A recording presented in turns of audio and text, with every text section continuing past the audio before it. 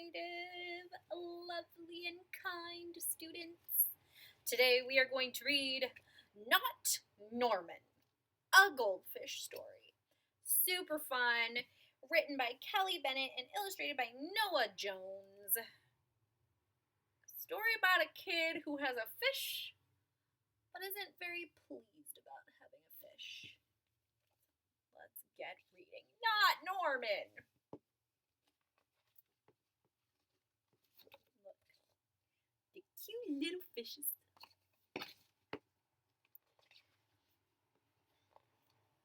When I got Norman, I didn't want to keep him. I wanted a different kind of pet. Not Norman.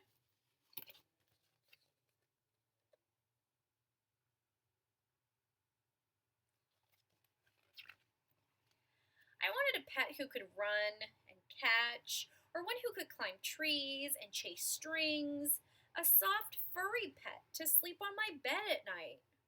Not Norman. All Norman does is swim around and around and around and around and around and around and around.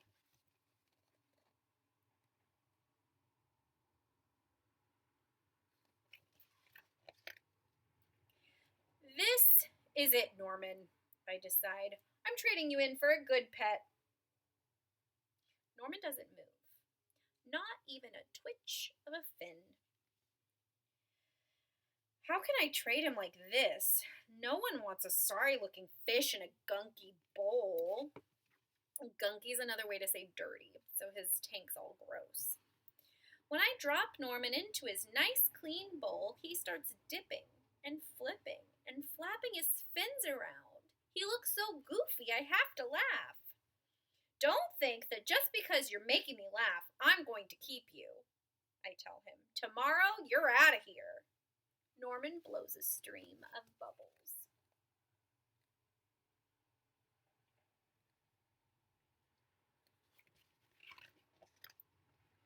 The next day, I take Norman to school with me.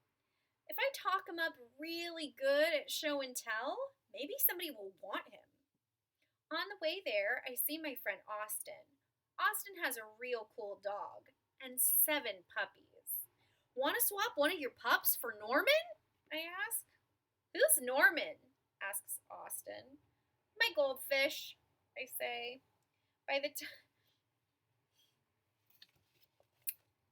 Look what's happening to Norman. And then it says, by the time I rescued Norman, half of his water was gone. I didn't know dogs liked fish like that. I think really they're just excited about the water. I'm sorry, I tell Norman when we get to school. I'm really sorry. He just stares at me, all googly-eyed. Finally, it's my turn to show and tell. Just as I start to talk about goldfish, Emily shouts out, Jenny's gone! Who let my snake get out? Whoops.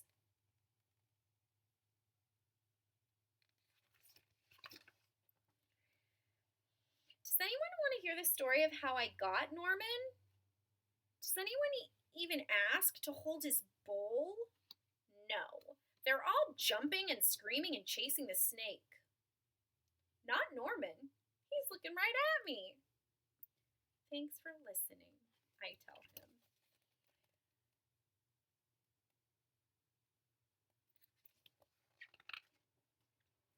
That afternoon, we go to my music lesson. As soon as it's over, I'm taking Norman back to the pet store. I take out my tuba and begin to play. I glance over at Norman, and he's swaying back and forth. Glug, glug, glug, glug, goes his mouth. Look, Norman's singing, I say. Pay attention, snaps Maestro, which is their music teacher, and try to play the proper notes. Norman loves music. Who knew fish liked music? I didn't. Did you? Maestro makes me stay for extra practice. By the time my lesson is over, it's too late to go to the pet store. Don't think that just because you like my music means I'm going to keep you, I tell Norman, and he glugs.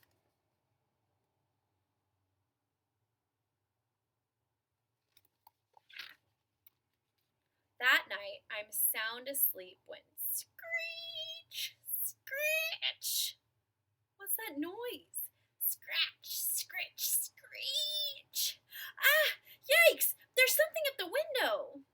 Then out of the corner of my eye, I spot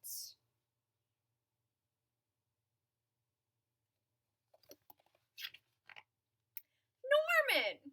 He isn't scared. He isn't swimming around in circles. He glows, and he gives me a little wave. Now I feel like I'm not alone.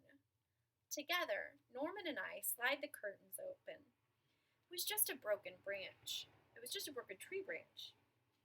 Thanks for watching out for me, Norman, I say.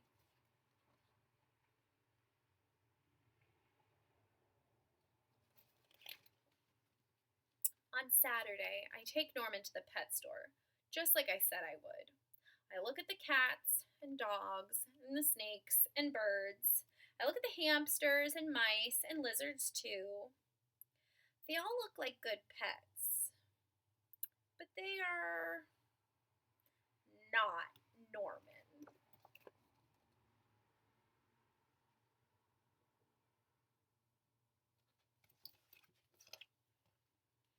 When I got Norman, I wasn't sure I wanted to keep him. But now, even if I could pick any pet in the whole wide world, I wouldn't trade him. Not Norman. And that is the end. Look, he's playing his horn for his fishy. Isn't that sweet? That's the end of our story, friends. I hope you liked it.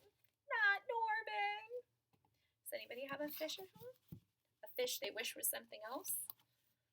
Think about it. Maybe spend some time with your fish and maybe it'll surprise you. All right, sweethearts, I'll see you this afternoon for a video chat. Bye.